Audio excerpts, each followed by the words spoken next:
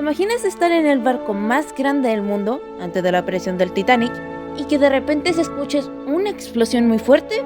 Supongo que nunca, porque en realidad es una situación muy específica, pero eso realmente ocurrió en el periodo de la Primera Guerra Mundial. Aunque bueno, esa acción causaría que aquel país que tenía casi a 2 pasos la victoria, lograra perder todo. Buenos días, buenas tardes, buenas noches, me presento, soy Tripájaro y hoy hablaremos sobre el hundimiento de Lusitania y lo que indirectamente causaría que Alemania perdiera la Primera Guerra Mundial, como si perdiera una guerra, en Lusitania y Alemania. Para entender por qué ocurrió esta situación, debemos saber qué pasó antes del acto. Así que, empezaré a darte un poquito de contexto de la situación inicial antes de la Primera Guerra Mundial. En Estados Unidos, gran parte de la población, además de los propios estadounidenses, era alemana, al igual de que en cierta parte del continente americano. Generalmente, en esa época era muy común tenerle un cariño al Imperio Alemán, siendo americano, puesto que, desde nuestra perspectiva, el Imperio Alemán era el país de origen del abuelo, por lo cual mucha parte de la población era fanática de la cultura alemana, al igual de que, en ciertos sectores, la propia cultura alemana fue inspiración para la cultura de esos sectores, como en Milwaukee y Cincinnati en Estados Unidos con las cervecerías, Valdivia y el sur de Chile con el motor industrial, Blumenau en Brasil, que parecía ser un pedazo de Baviera pero en América, Cobán en Guatemala con el núcleo del café de exportación, Posuso en Perú con su colonia modelo en medio de la selva, Belgrano en Argentina con el sector de la ciencia y medicina, Tapachula en México con la red de fincas cafelateras y San Bernardino en Paraguay con una colonia a orillas de un lago que era vista como perfecta. ¿Ahora entiendes su pacto? ¿No? Pues ve a un supermercado y mira de dónde son las ollas si no me crees.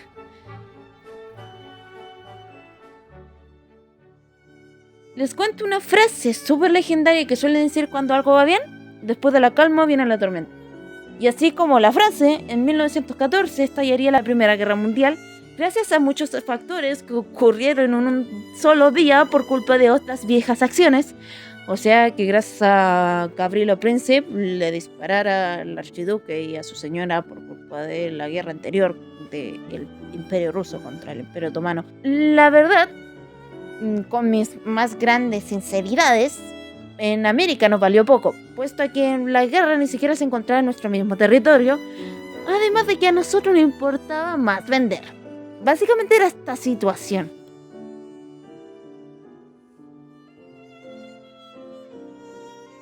El Imperio Alemán, que ya estaba ganando terreno, tenía un pequeño problema. Gran Bretaña.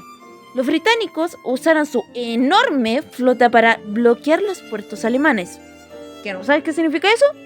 Mira, la misma situación de cuando tú querías subirte a un juego y un niño te decía contraseña y tú no te la sabías.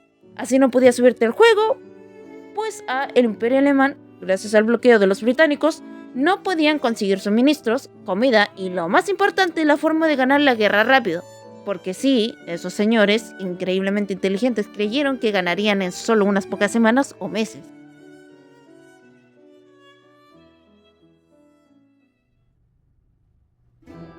El Imperio Alemán, al darse cuenta de la mala jugarreta que le estaban metiendo, se dijo a sí mismo: si ya no me dejan pasar barcos, yo le voy a hundir hasta las canoas.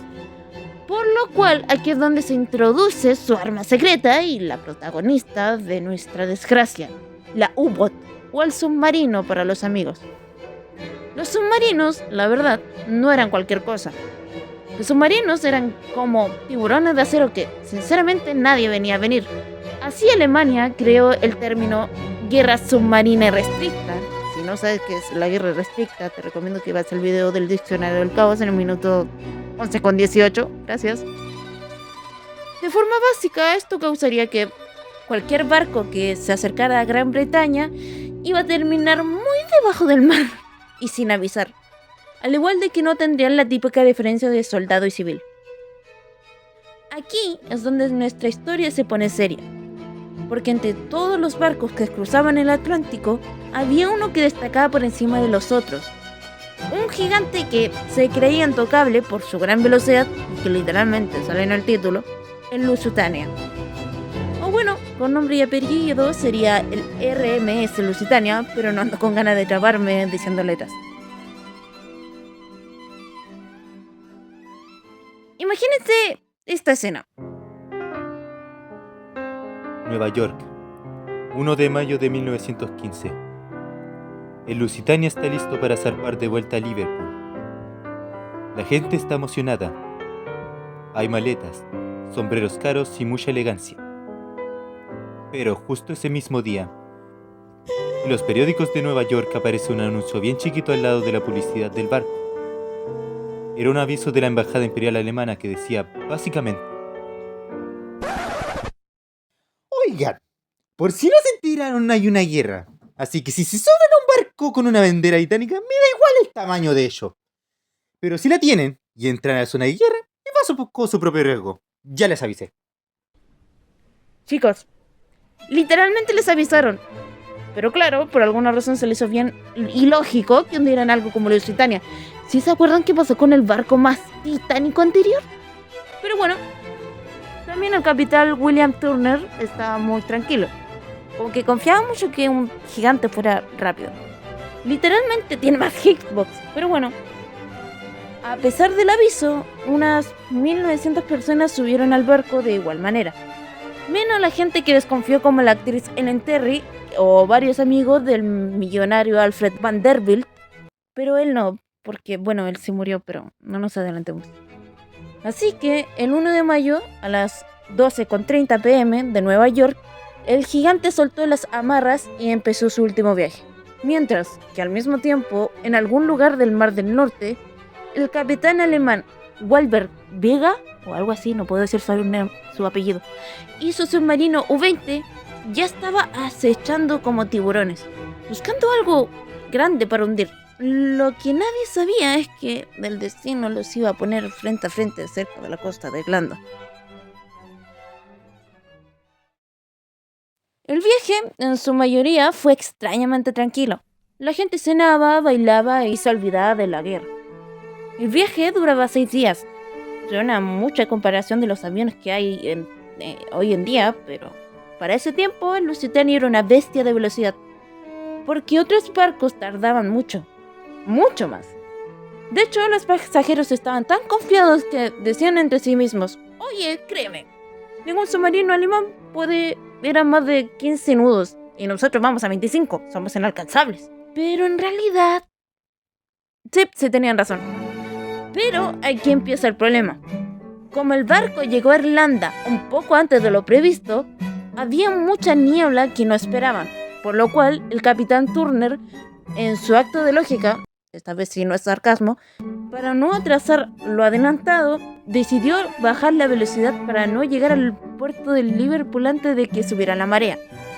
Aunque, bueno, ese freno es lo que permitió que el submarino U-20, que pasaba por ahí de mera casualidad, porque ya estaba casi sin combustible y se iba a retirar, vaya suerte, se encontrara de frente a Lusitania, justo en un pequeño momento que se despejó la niebla. Walter no lo podía creer. El barco más grande y rápido del mundo estaba yendo lento, en línea recta y sin escolta. Este terrible encuentro y sus casualidades causaría que, a las 2:10 de la tarde, hora de Irlanda, Walter diera la orden que cambiaría la historia.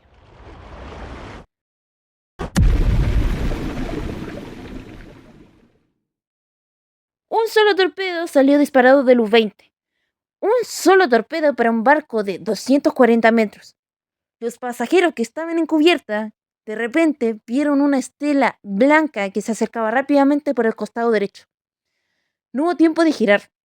No hubo tiempo de nada. El torpedo impactó justo detrás del puente del mando. Se escuchó un boom seco y una columna de agua y escombros saltó por el aire. Pero aquí es donde la historia se pone turbia. Los señores conspiranoicos se frotan las manos porque con solo un torpedo hubo una segunda explosión. Apenas unos segundos después del torpedo, se escuchó un estallido mucho más fuerte que vino desde las entrañas del barco. El Imperio Alemán lo juró y perjuró que solo disparó un solo torpedo. Entonces, ¿qué fue lo segundo que explotó?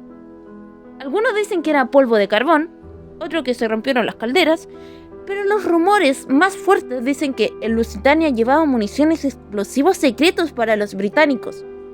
Sea lo que sea, esa segunda explosión fue la que sentenció al barco. La verdad es que muchos piensan que la segunda explosión y las municiones secretas son los causantes de que el Lusitania se hunda en 18 minutos comparadas con las 2,40 horas del Titanic. El Lusitania empezó a inclinarse hacia la derecha, a estribor, que los botes salvavidas se volvieron inútiles, porque los botes del lado izquierdo quedaron colgando hacia adentro, así que no se podrían bajar, y en los botes del lado derecho quedaron tan lejos del barco que la gente tenía que saltar para alcanzarlos. La verdad, fue un desastre total. El barco seguía moviéndose hacia adelante porque los motores se habían apagado. La explosión dañó los controles, así que no podían parar, lo que hacía que el agua entrara a presión. Una situación impactante para cualquiera, la verdad, pues el barco estaba hundiéndose, estaba inclinado, estaba moviéndose todavía y la gente trataba de no resbalarse por la cubierta, que ahora era literalmente una rampa de tobogán gigante.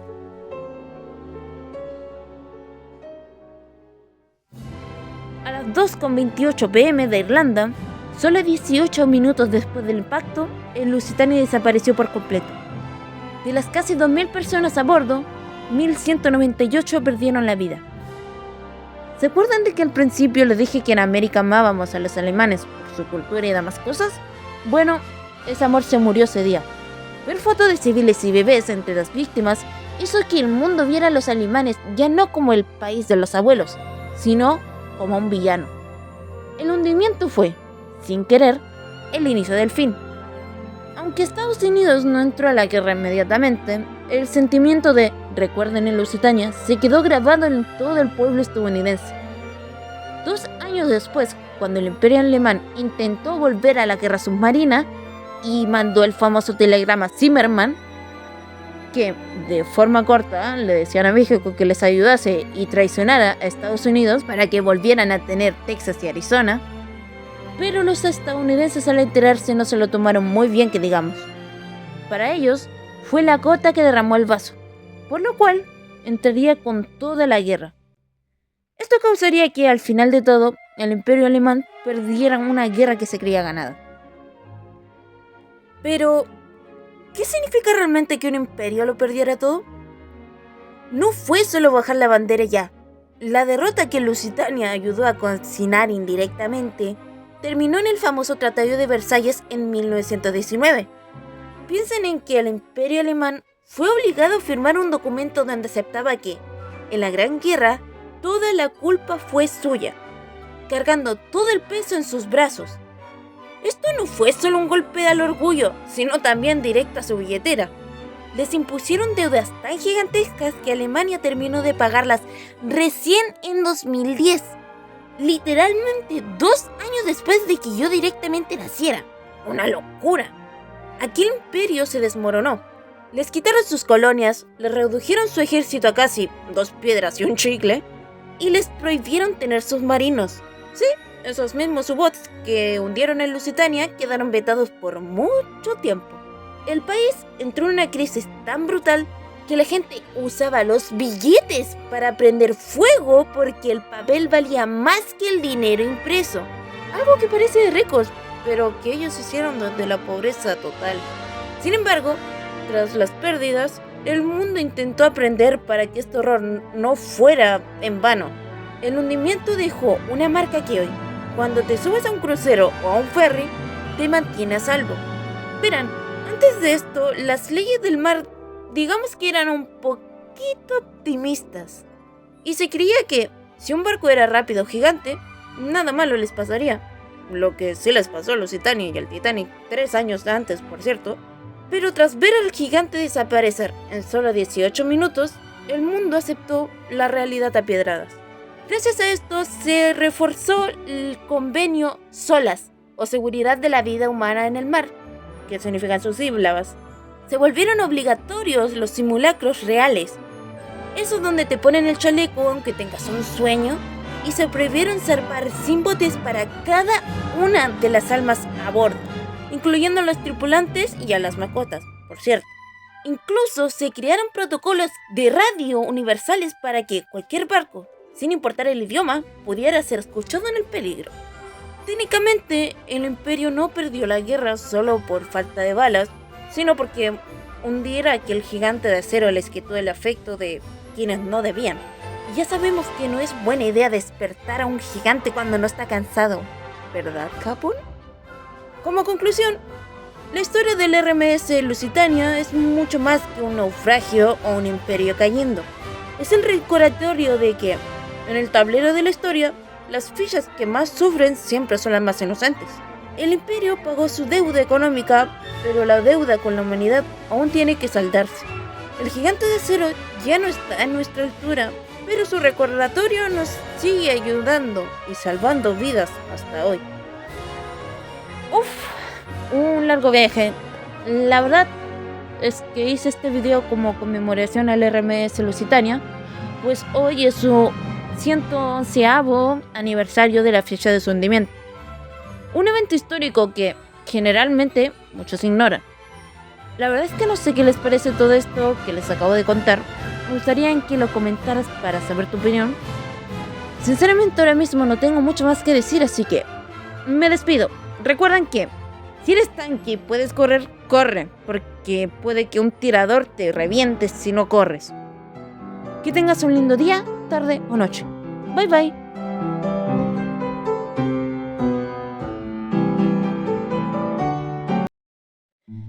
Miren, dijimos en el transcurso del video que el RMS Lusitania se hundió en 18 minutos.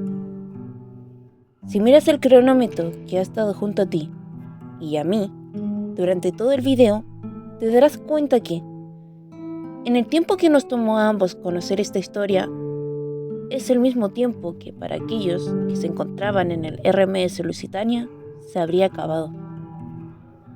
Aquel 7 de mayo de 1915, el mar no preguntó por las clases sociales, las banderas o las especies. Un bebé de 5 semanas no entiende qué es un bloqueo naval o un torpedo, al igual de que una niña de 4 o un animal del barco. Para cuando este reloj llega a cero, el gigante de acero habría desaparecido, llevándose consigo estos 97 futuros que nunca llegaron a ser. Pero la verdad, estos nombres que ves pasar son solo una pequeña fracción del horror. Por detrás y adelante de ellos hay miles más. Hombres que la historia olvidó. Otros que ni siquiera llegaron a ser registrados. Vidas humanas y animales borradas en las trincheras, en ciudades bombardeadas y en otros mares. Durante toda la gran guerra que se le decía en su tiempo, porque para estos tiempos es tan solo la Primera Guerra Mundial. Hoy, a 111 años de la tragedia, lo recordamos no como una sola cifra, sino como un recordatorio de lo que perdemos cuando la violencia olvida e ignora la vida. Porque al final, debajo de los uniformes y más allá de las especies, todos compartimos el mismo dolor de vivir en un mundo en guerra. No necesito que recuerdes el viejo mensaje. Recuerden el Lusitania. Recuerden que cada vida, sea animal o humana, cuenta. Y también recuerden lo que perdemos cuando olvidamos nuestra humanidad.